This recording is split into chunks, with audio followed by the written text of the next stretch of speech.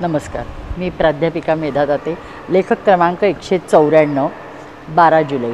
कृण्वन्तो विश्वम आर्यम. संपूर्ण विश्वात प्रत्येकाला आर्य बनवा, अशी वेदाज्ञा आहे. वेदांना आर्य म्हणजे कुठला धर्म, जात, पात असला काही संकुचित भाव त्यांना मान्यच नाही. त्यामुळे आर्य म्हणजे काय तर समाजाला, प्रत्येक माणसागणिक सुशिक्षित बनवा, सुसंस्कृतपणा शिकवा, सभ्यपणा सांगा, आणि हे म्हणजे आर्य बनवणे होय. हा अर्थ वेदांना अभिप्रेत आहे. परमसद्गुरू श्री गजानन महाराजांनी त्याचाच पुनरुच्चार केला आहे. जातपात हा आपल्या समाजाला लागलेला कलंक आहे असं स्पष्ट मत त्यांचं होतं. त्यामुळं त्यांनी सांगितलं ह्यासाठी फार मोठ्या वैचारिक क्रांतीची गरज आहे, असे श्रीजींचे स्पष्ट मत आहे. त्यातच एकमेव ज्ञानच माणसाला हे बनवू शकते. त्यासाठी अखंड प्रयत्न करून उत्तम शिक्षण घेणे गरजेचे आहे. शाळेत जायला पाहिजे असं नाही, पण डोळसपणे संस्कार करून समाजाची योग्य अयोग्य पारखण्याची क्षमता वाढवायला हवी. ज्ञान माणसाला संवेदनशील बनवते, सृजनशील बनवते. यावर विश्वास ठेवून श्रीजींच्या आदेशाप्रमाणे काम करणे गरजेचे आहे. हे तर पटलेलंच होतं.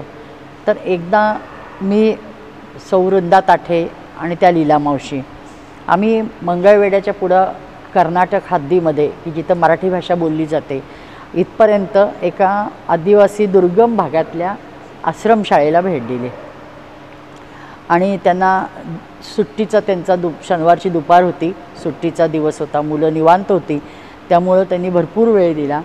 त्यांच्या शाळेच्या वसतिगृहात प्रचारासाठी गेलो होतो. 5वी ते 12वीची जवळजवळ 150-200 मुलं होती, मुलं मुली मिळून. त्यांना गोष्टी सांगितल्या आणि मग अग्निहोत्र सांगितले. ते सगळं त्यांना नवीन आणि अजब होतं.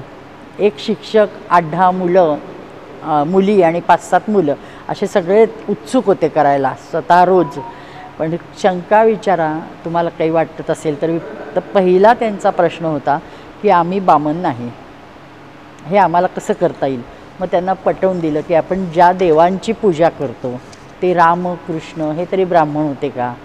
पण त्यांची दिनचर्या बघा, रोजच्या कामामध्ये दोघेही हे रोज करत असल्याचे स्पष्ट उल्लेख केलेले आहेत पुस्तकांमध्ये.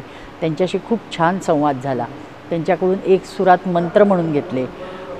पात्र, गोऱ्या, तूप, तांदूळ सगळं नेमक्या वेळांसाठी मोबाईल उपलब्ध आहे. मग प्रश्न कशाचा आहे. बाकीच्या ह्या किरकोळ प्रश्नांना जातपातीचा काही विषयच नाही, ती किंमत शून्य आहे. त्यांना वाटत असणाऱ्या अडचणी अतिशय क्षुद्र आहेत हे त्यांना जेव्हा जाणवलं तेव्हा त्यांच्या चेहऱ्यावर एक वेगळेच हुरूप आला, आनंद दिसला आणि आम्हालाही खूप समाधान मिळालं. त्यांचं अग्निहोत्र तर चालू झालं. पुढं आम्ही एक 5-7 महिने त्यांच्या संपर्कात होतो. शेवटी धर्माचे रहस्य स्वामी काय म्हणतात तर प्रत्यक्ष आचरणात आहे, शुष्क मतांच्या वादविवादात नाही. तुम्ही स्वतः प्रयत्नपूर्वक चांगले बना, दुसऱ्यांनाही तसेच बनवायचा आटोकाट प्रयत्न करा. समग्र धर्म ह्यात साठवला आहे, असे स्वामी विवेकानंदसुद्धा स्पष्ट म्हणत.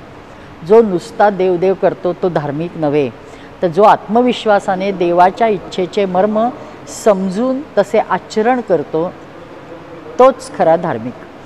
स्वामी समर्थ परमसद्गुरू श्री गजानन महाराज हे चालते बोलते वेदगुह्य आहेत. त्यांच्याच कृपेने त्यांचेच आदेश समजून घेऊया. कळकळीची त्यांना प्रार्थना करूया की अशा अनेकांजवळ आम्हाला पोचवा. आणि ज्या योगे माझ्या खारीच्या वाट्याने मी कृण्वन्तो विश्वम आर्यम ह्या वेदांच्या वेदाज्ञेची सफल वाटचाल करेल.